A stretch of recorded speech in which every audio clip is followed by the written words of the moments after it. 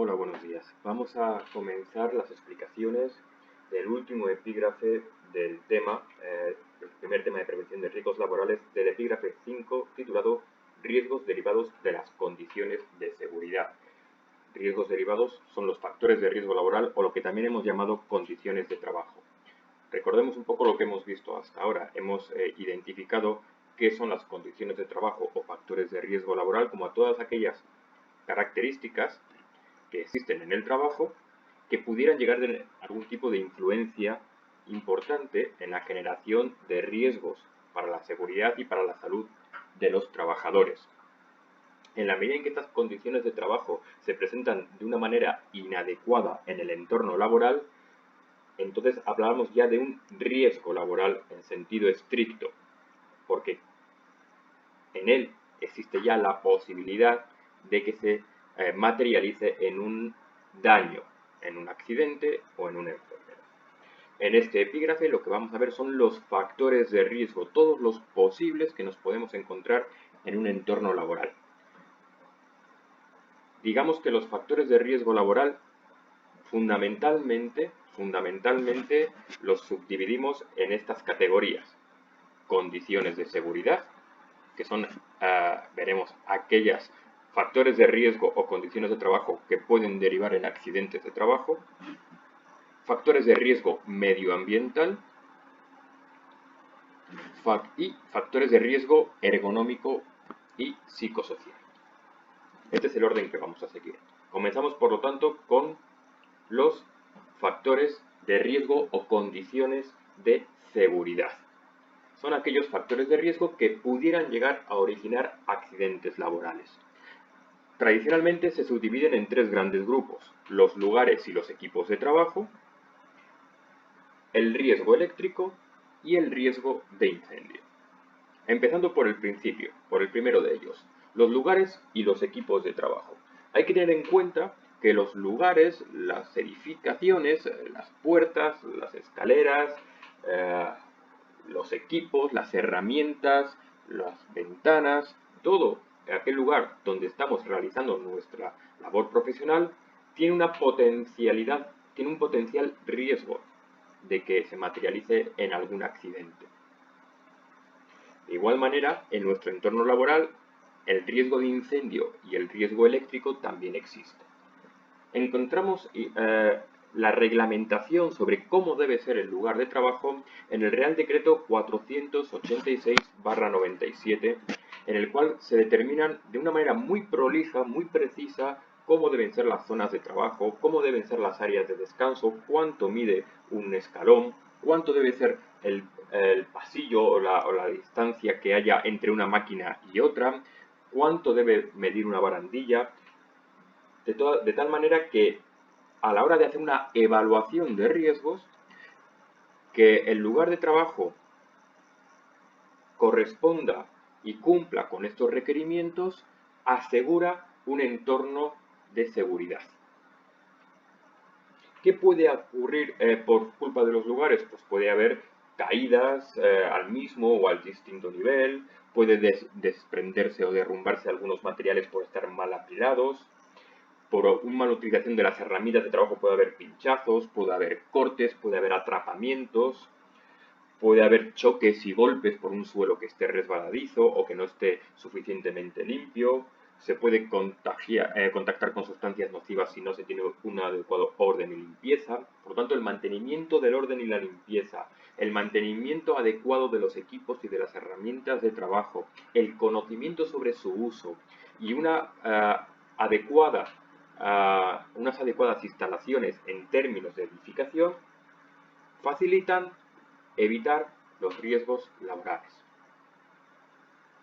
En cada uno de los epígrafes que voy a ir presentando, os he dejado el link aquí en la propia presentación a una serie de vídeos que profundizan más en el tema por si fuera de vuestro interés. Pasamos al siguiente de los riesgos de seguridad, el riesgo eléctrico. La electricidad es un riesgo para la salud de los trabajadores, puesto que en la medida en que entramos en contacto con una corriente eléctrica se pueden generar daños importantes para la salud e incluso la muerte. La electricidad está en nuestros lugares de trabajo de una manera muy presente y nosotros podemos someternos a ese riesgo eléctrico por tres causas: por contacto directo, por contacto indirecto o por el riesgo de un incendio causado por una instalación eléctrica. El contacto directo tiene que ver con el hecho de que estemos trabajando sobre áreas de la propia instalación eléctrica, sobre un enchufe, sobre un cableado, sobre un diferencial. En la medida en que no lo hacemos en condiciones de seguridad, podemos tener un contacto, un choque eléctrico. El contacto indirecto, sin embargo, tiene que ver con tocar zonas en que no debería haber corriente eléctrica, pero por una mala instalación, por una deficiente toma tierra o por otras circunstancias, sí que hay corriente eléctrica en zonas donde no debería haberlas. Todos tenemos la experiencia de haber tocado algún electrodoméstico o alguna zona en la que había corriente eléctrica cuando era una zona de plásticos o era una zona en la cual no debería haber corriente eléctrica, y hemos notado ese leve cosquilleo propio de una corriente eléctrica. Cuando esto ocurre a un nivel más serio, podría llegar al choque eléctrico. Y obviamente el incendio provocado por una deficiente instalación eléctrica tiene el potencial riesgo que veremos luego de un incendio. Para saber si un choque eléctrico entraña gravedad o no, tenemos diferentes factores que tenemos que poner en relación: la intensidad, el voltaje, la resistencia, la trayectoria y el tiempo de contacto. La intensidad de la corriente es aquella cantidad de corriente que pasa por un determinado conductor. En este caso estamos hablando de la intensidad que pasa por el cuerpo humano. La intensidad se mide en amperios y es la que nos mide fundamentalmente la gravedad de un choque eléctrico. Recordaremos todo de nuestros estudios en primaria y en secundaria, que la intensidad es igual al voltaje dividido entre la resistencia, es decir, es directamente proporcional al voltaje e inversamente proporcional a la resistencia. El voltaje es la diferencia de potencial que hay entre dos puntos, es un término técnico, tampoco vamos a entrar en él, y se mide en voltios. A más voltaje, mayor intensidad. Pero frente a eso tenemos la ventaja de que podemos oponer resistencia a ese voltaje. La resistencia, por lo tanto, es esa oposición que presenta el cuerpo por el cual se está conduciendo la electricidad al paso de la electricidad. Todos sabemos que las zonas húmedas son poco resistentes y por lo tanto son buenos conductores, que los plásticos son altamente resistentes y son buenos aislantes. El cuerpo humano, al estar compuesto fundamentalmente por agua, es poco resistente, es un buen conductor. Por eso tenemos que tomar medidas para aumentar la resistencia. ¿Cómo se aumenta la resistencia? Se aumenta aislando las zonas por donde pasa la corriente eléctrica, intentando estar secos, lo más secos posibles, intentando que pues no se pongan en contacto de una manera constante las zonas en tensión con las zonas en que no están en tensión, etc. Hay otros elementos como la trayectoria y el tiempo de contacto que también son relevantes a la hora de valorar la gravedad de un riesgo eléctrico. La trayectoria nos habla de precisamente por dónde pasa la corriente eléctrica dentro del cuerpo humano, de tal manera que si en esa trayectoria, que siempre es la más corta entre el punto de entrada y el punto de salida, pasa por órganos vitales como puede ser el corazón o los pulmones o el cerebro, la gravedad será mayor que si entra por un pie y sale por el otro pie. Por lo tanto, a la hora de tener en cuenta